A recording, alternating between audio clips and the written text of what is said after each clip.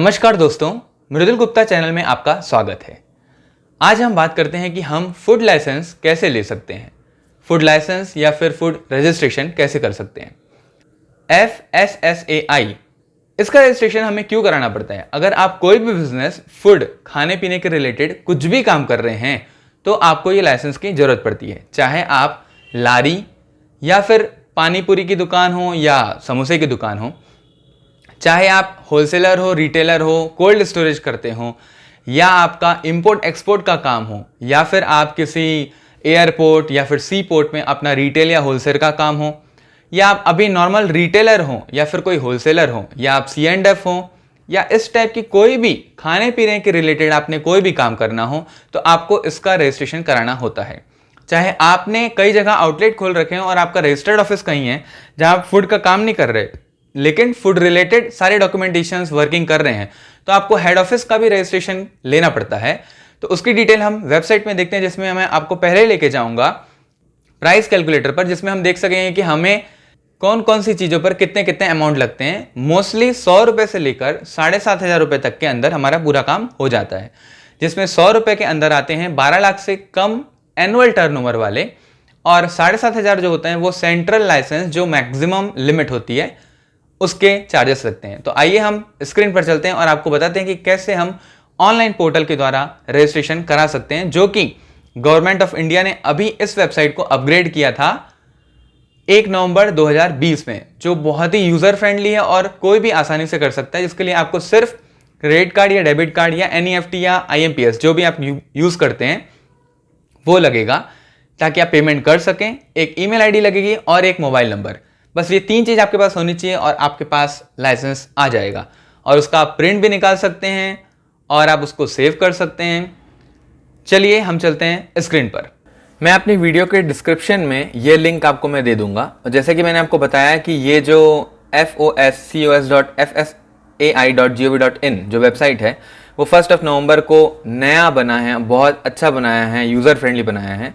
तो आपको ये लिंक क्लिक करने पर ये एक लैंडिंग पेज ओपन होगा, ये मेन पेज नहीं है। अब यहाँ पे आप क्लिक हियर फॉर FOSCOS में क्लिक करेंगे तो आपको ये मेन पेज जो फूड लाइसेंस रजिस्ट्रेशन के लिए जो आपको मेन पेज लगता है वो आपका ओपन हो जाएगा।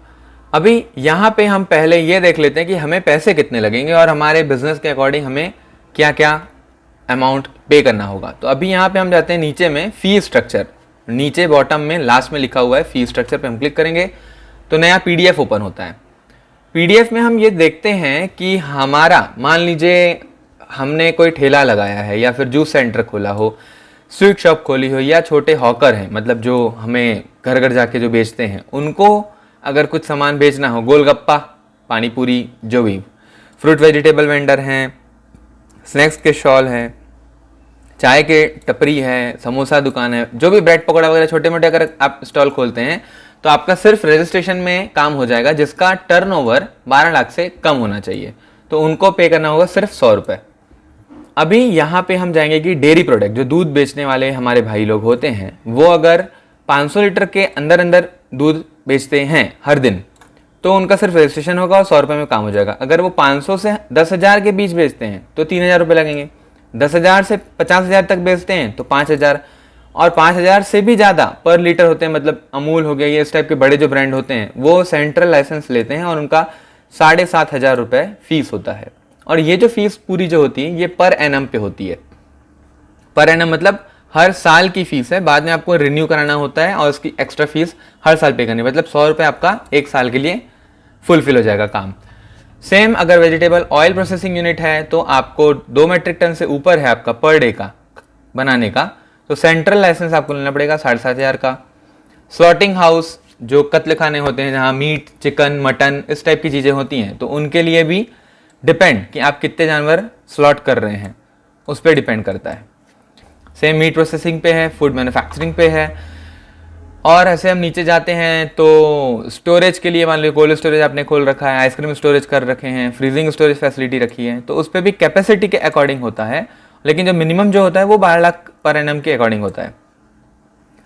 फिर और स्टोरेज के बारे में इसमें दिया हुआ है। होलसेलर के लिए दिया है कि होलसेलर अगर 30 करोड़ पर एनम का टर्नओवर या उससे ज़्यादा होगा तो उसको सेंट्रल लाइसेंस लेना पड़ेगा। 30 करोड़ के अंदर है तो 2,000 रुपये, और 12 लाख के अंदर है तो 100 रुपये। सेम डिस्ट्रीब्यूटर का है, सेम सप्लायर का है, रिटेलर का है। अब मान लीजिए मैं रिटेलर पे ज़्यादा इंटरेस्ट है मुझे, तो मैं रिटेलर का मैं पढ़ता हूँ। इस टाइप की चीज़ अगर 12 लाख रुपए पर एनम से अंदर अंदर हमारा काम हो रहा है तो रजिस्ट्रेशन फीस लगती है 100 रुपये। और अगर हमको लगता है कि हम लाख रुपए महीने से ज़्यादा का बेच सकते हैं, तो आप पहले से ही ज़्यादा नहीं है, तो टर्नओवर आपका 20 करोड़ के अंदर है, तो आप स्टेट लाइसेंस ले लीजिए 2000 रुपये का। फिर मार्केटर है, होटल वालों को भी लगता है, रेस्टोरेंट, सभी चीज़ें इसके अंदर आ गई। जो भी फूड से रिलेटेड काम करते हैं, चाहे वो केटरर्स हो, चाहे वो क्लब या कैंटीन चला रहे हों, भाई कॉलेज स्कूल वगैरह में भी कैंटीन होती है, उनको भी लाइसेंस लेना पड़ता है। तो अभी हम यहाँ पे नीचे आते हैं, club, canteen, caterers, food vending agency, dhaba, dhaba वालों को भी लेना पड़ता है, या फिर आप होम बेस्ड कैंटीन चला रहे हो। फिर हम नीचे आते हैं कि इम्पोर्टर, जो बड़े काम करते हैं, इम्पोर्ट कर रहे हैं किसी दूसरे कंट्री से, तो उनको सेंट्रल लाइसेंस लेना पड़ेगा 7,500 रुपये दे के। डिपार्टमेंट में कैंटीन चला रहे हैं सेंट्रल गवर्नमेंट के किसी भी इंस्टीट्यूशन में, तो उनको भी सेंट्रल लाइसेंस लेना पड़ेगा। फूड बिजनेस एक्टिविटी अगर वो एयरपोर्ट पे कर रहे हैं, सी पोर्ट पे कर रहे हैं, या फिर स्टोरेज है, होलसेलर, डिस्ट्रीब्यूटर या retailer, mid day meal canteen जो हॉस्टल, हॉस्पिटल, स्कूल, कॉलेजेस में जो चलते हैं, उनको भी सेंट्रल लाइसेंस और स्टेट लाइसेंस लेना पड़ता है। अब जैसे यहाँ हम बात करते हैं मिड डे मील जो कैंटीन वगैरह में चलती है, तो उनके रजिस्ट्रेशन की, एक्सपोर्टर है, ई कॉमर्स है, हेड ऑफिस आपने किसी जगह बना रखा हो जिसका आपका 2 से ज़्यादा स्टेट में आपके आउटलेट चल रहे हो, तो उनके हेड ऑफिस में कोई लिमिट नहीं होती, लेकिन उनको सेंट्रल लाइसेंस लेना पड़ता है जो कि 7,500 का होता है। तो इस पीडीएफ में हमने ये देख लिया कि हमको कितने कितने पैसे लगेंगे। 100 रुपये से लेकर 7,500 रुपये तक में आपका पूरा काम हो जाना है। अभी हम वापस आते हैं हमारे मेन पोर्टल पर। तो मेन पोर्टल पे यहाँ पे टोल फ्री नंबर दिया हुआ है, कुछ पूछना हो तो 7 से 11 बजे तक का टाइम है इनका, सुबह 7 से रात के 11 बजे तक का। हेल्प डेस्क की इनकी ईमेल आईडी दी हुई है, आप वो भी क्लिक कर सकते हैं और उनको मेल करके कुछ इंक्वायरी कर सकते हैं। नया आपको करना हो तो यहाँ पे आपको साइन अप में क्लिक करना होता है।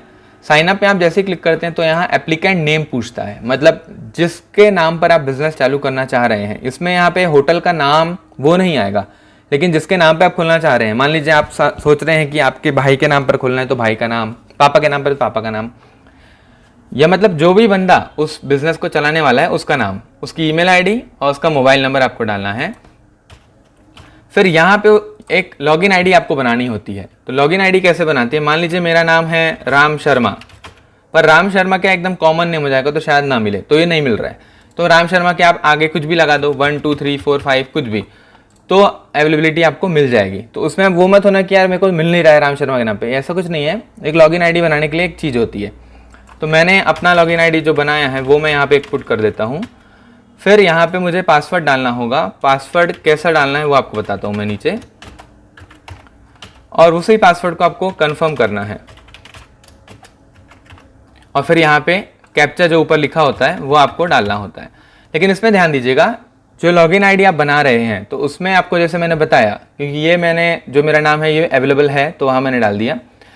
लॉगिन आईडी जो होता है उसमें आपको वाइट स्पेस नहीं छोड़नी होती है कि मतलब राम स्पेस शर्मा लिख दिया, ऐसा नहीं, राम शर्मा एक साथ लिखना पड़ेगा।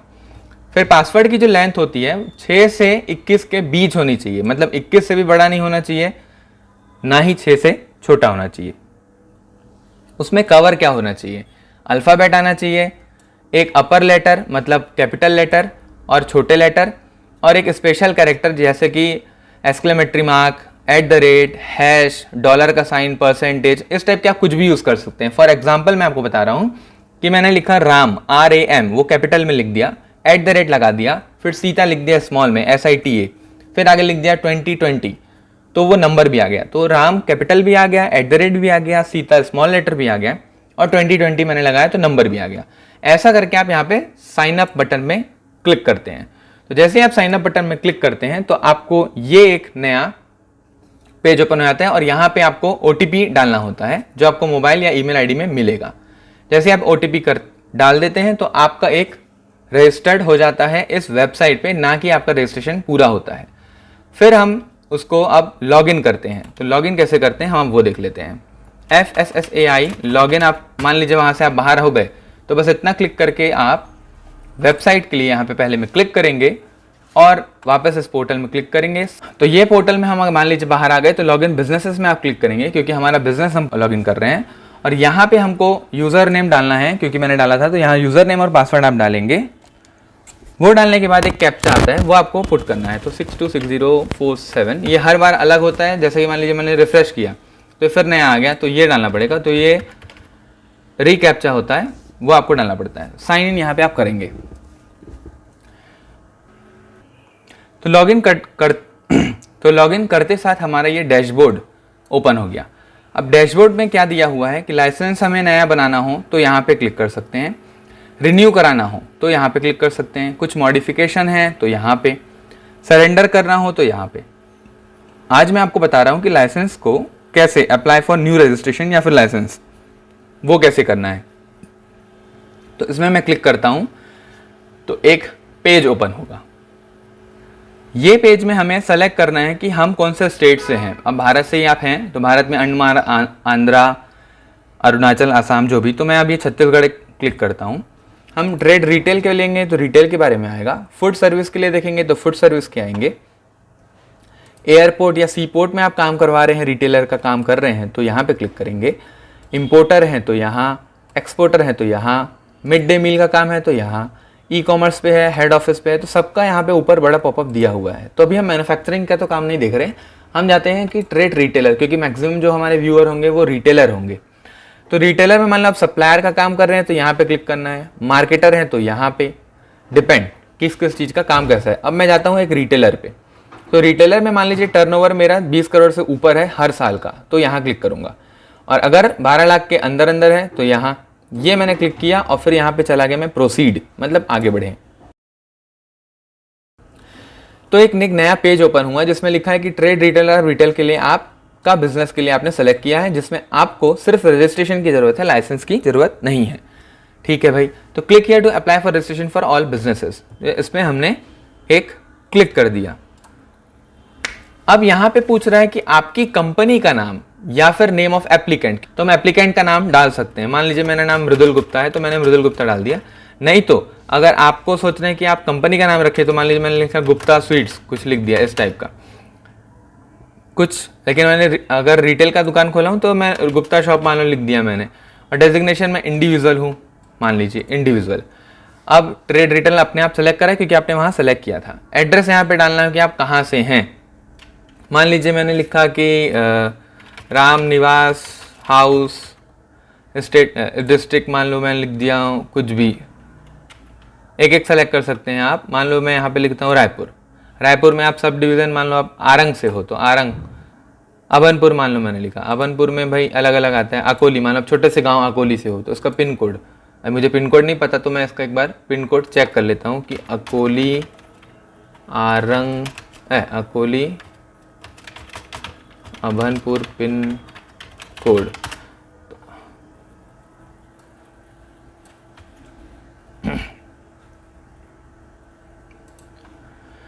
तो अभी इसका पिन कोड हमने गूगल पे सर्च कर लिया कि भाई इसका पिन कोड क्या है, वो आप डाल दिए। नियरेस्ट लैंडमार्क मान लीजिए कुछ भी, पेट्रोल पंप मान लो कुछ है, वो आप कुछ भी आप यहाँ पे एक्चुअल जो है वो आप डालेंगे।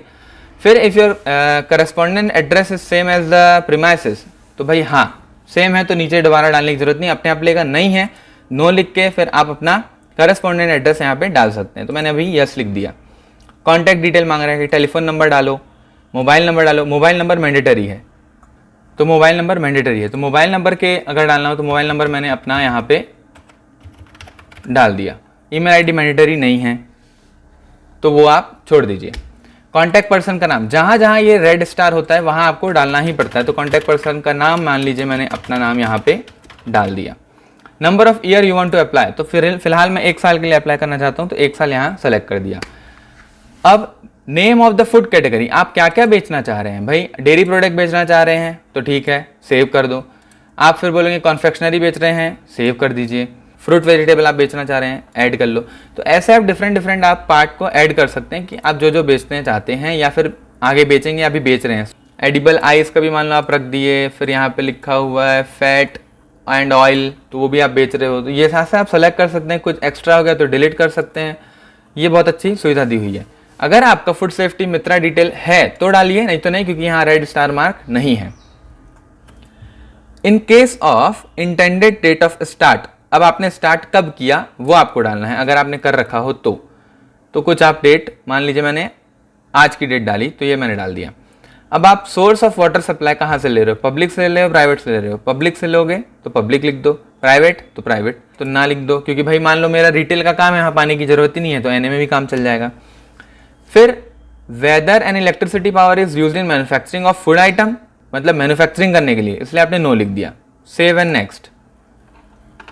अभी यहाँ पे वो अपनी फोटो मांग रहा है, तो आप all document shall be self attested by authorise signatory proprietor individual और एप्लीकेंट बिफोर अपलोडिंग। मतलब आप जो भी फोटो डालेंगे वो सेल्फ अटेस्टेड, मतलब उस फोटो के नीचे में आपका एक साइन होना चाहिए, सेलेक्ट करके आप उसको अपलोड कर दो। आईडी प्रूफ में आपको मांग रहा है voter ID, driving licence, passport, PAN card, arm licence, passbook, कुछ भी, आधार कार्ड, राशन कार्ड, ये सारी चीजें हैं। आधार कार्ड मान लो आप सेलेक्ट करते हैं, चूज फाइल किए और आपके कंप्यूटर में जहां भी है वो सेलेक्ट करके आप अपलोड कर दिए। अभी जो भी आप बिजनेस चालू कर रहे हैं, मान लीजिए रिटेल का काम है, तो वो बता देगा कि आपको क्या क्या डॉक्यूमेंट लगेंगे। तो यहाँ पे क्लिक करेंगे आप, यहाँ पे मैंने क्लिक किया व्यू मैंडेटरी डॉक्यूमेंट, और फिर ये पॉपअप खुल गया और इस पॉपअप में लिखा हुआ है कि न्यू रजिस्ट्रेशन कर रहे हैं, नहीं, न्यू रजिस्ट्रेशन या मॉडिफाई, तो हमारा न्यू रजिस्ट्रेशन, जिस पे मैंने क्लिक किया तो फिर ये बता देगा कि आपको क्या क्या डॉक्यूमेंट लगेगा। फोटो लगेगी जो हमने डाला, गवर्नमेंट आईडी, आधार, पैन वगैरह, तो हमने आधार कार्ड डाल दिया। फिर proof of address of business activity if address is other than a mentioned in photo ID card. तो हमारा फोटो आईडी कार्ड, मान लीजिए मैं घर से काम कर रहा हूं, तो फोटो आईडी कार्ड जो हमने आधार कार्ड डाला है, तो उसमें अगर वही एड्रेस है तो आपको यहां कुछ सेलेक्ट करने की जरूरत नहीं है। मान लीजिए आपने गांव में रहते हैं, आपका आधार कार्ड गांव का है और आपने खोला है दूसरा शहर में, तो आपको यहाँ पे एनओसी बाय म्यूनिसिपल जो आपको गुमास्ता मिलता है या फिर कोई अदर डॉक्यूमेंट यहाँ आपको अपलोड करना पड़ेगा। क्या डॉक्यूमेंट है वो यहाँ पे लिख दीजिए। भाई गुमास्ता है तो आप गुमास्ता ऐसा आप लिख दीजिए। लेकिन आधार कार्ड का ही एड्रेस आपका बिजनेस एड्रेस है, तो आपको कुछ भी यहाँ पे डालने की जरूरत नहीं है, तो ये आपका खाली जाएगा तो भी चलेगा। ये आप क्लिक कर लीजिएगा कि आपने सब इंस्ट्रक्शन पढ़ लिया है, फलाना ठिकाना। फिर आपका 100 रुपये जो लिखा हुआ है वो ऑनलाइन पेमेंट आप कर सकते हैं रेजर पे के थ्रू या फिर ट्रेजरी चालान। चालान का हेडेक है तो आप रेजर पे जो भी इनका पोर्टल है उसके थ्रू आप जाएंगे और यहाँ पे का ऑप्शन क्लिक करेंगे। पे का ऑप्शन क्लिक करते ही आपका एक पोर्टल खुल जाएगा जिसमें ये लिखा हुआ है 100 रुपये प्लस ट्रांजेक्शन चार्ज, तो टोटल इतना रुपये आपको पे करना है। जैसे आप पे क्लिक करते हैं तो आपका एप्लीकेशन रेफरेंस नंबर आपका जनरेट हुआ, उस एप्लीकेशन रेफरेंस नंबर को आप यहाँ क्लिक करिए और यहाँ पे रिकैप्चा दबाइए और सबमिट करिए, तो आपका एप्लीकेशन पता चल जाएगा कि आपका कहाँ तक स्टेटस पहुँचा हुआ है। उम्मीद है आपको ये वीडियो बहुत पसंद आई होगी और आप अपना स्टेटस चेक करते रहिए इनके वेबसाइट पोर्टल पर कि आपका स्टेटस कहाँ तक पहुँचा है। उम्मीद है आपको बहुत ही जल्द आपका लाइसेंस मिल जाएगा। तो अगर आपको ये जानकारी अच्छी लगी है तो अपने फ्रेंड्स फैमिली के साथ शेयर कर सकते हैं, क्योंकि अभी लॉकडाउन की स्थिति में या फिर अभी इस पेंडेमिक की स्थिति में लोग जनरली खाने के रिलेटेड, क्योंकि ये बहुत ही एसेंशियल आइटम होता है, बिजनेस ओपन कर रहे हैं जिसके लिए लाइसेंस की ज़रूरत पड़ती है। इसलिए मैंने ये वीडियो बनाया क्योंकि आजकल हर कोई यही सोच रहा है कि मुझे खाने का कुछ खोलना है। तो आपका बहुत ही अच्छा बिजनेस चले, मेरी दुआ है, और आप बहुत ही आगे बढ़ें, आपका लाइसेंस बहुत जल्दी मिल जाए।